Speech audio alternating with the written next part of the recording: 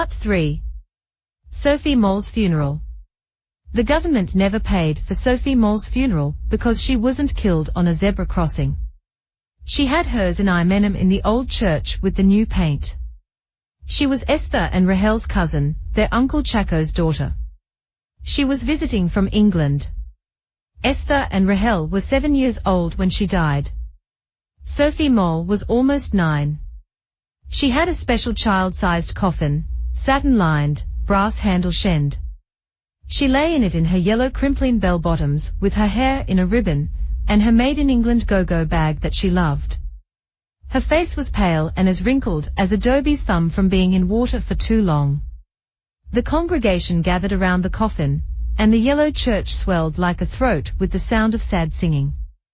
The priests with curly beards swung pots of frankincense on chains and never smiled at babies, the way they did on usual Sundays. The long candles on the altar were bent. The short ones weren't.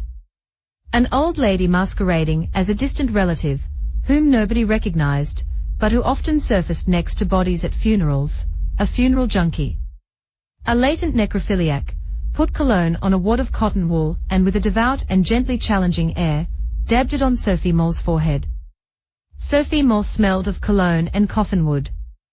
Margaret Kachama, Sophie Moll's English mother, wouldn't let Chaco, Sophie Moll's biological father, put his arm around her to comfort her. The family stood huddled together.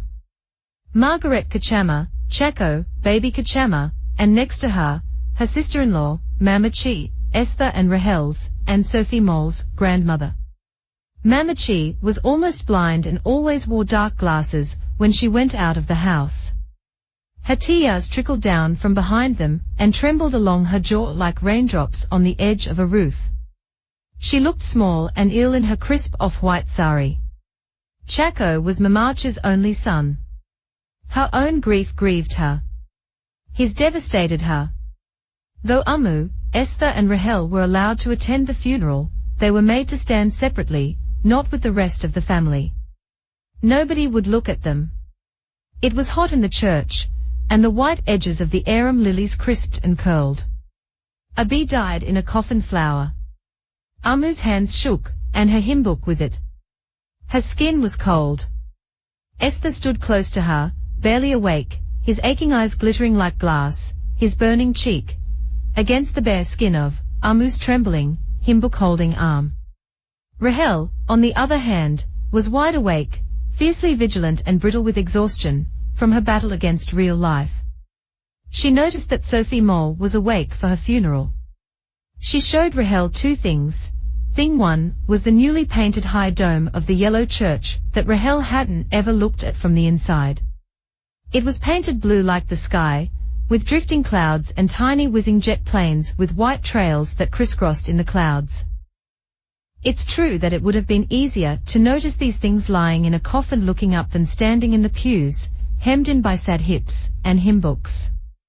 Rahel thought of the someone who had taken the trouble to go up there with cans of paint, white for the clouds, blue for the sky, silver for the jets, and brushes, and thinner.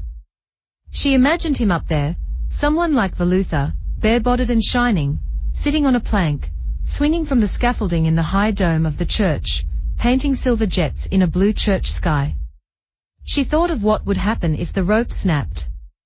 She imagined him dropping like a dark star out of the sky that he had made. Lying broken on the hot church floor, dark blood spilling from his skull like a secret. By then Estapan and Rahel had learned that the world had other ways of breaking men. They were already familiar with the smell, sick sweet, like old roses on a breeze. Thing two that Sophie Moll showed Rahel was the bat baby. During the funeral service, Rahel watched a small black butt climb up baby Kachama's expensive funeral san with gently clinging curled claws. When it reached the place between her sari and her blouse, her roll of sadness, her bare midriff, baby Kachama screamed and hit the air with her hymn book. The singing stopped for a, "What is it, what happened?" and for a fury whirring and a sari flapping. The sad priests dusted out their curly beards with gold-ringed fingers as though hidden spiders had spun sudden cobwebs in them.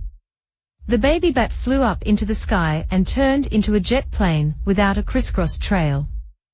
Only Rahel noticed Sophie Mole's secret cartwheel in her coffin.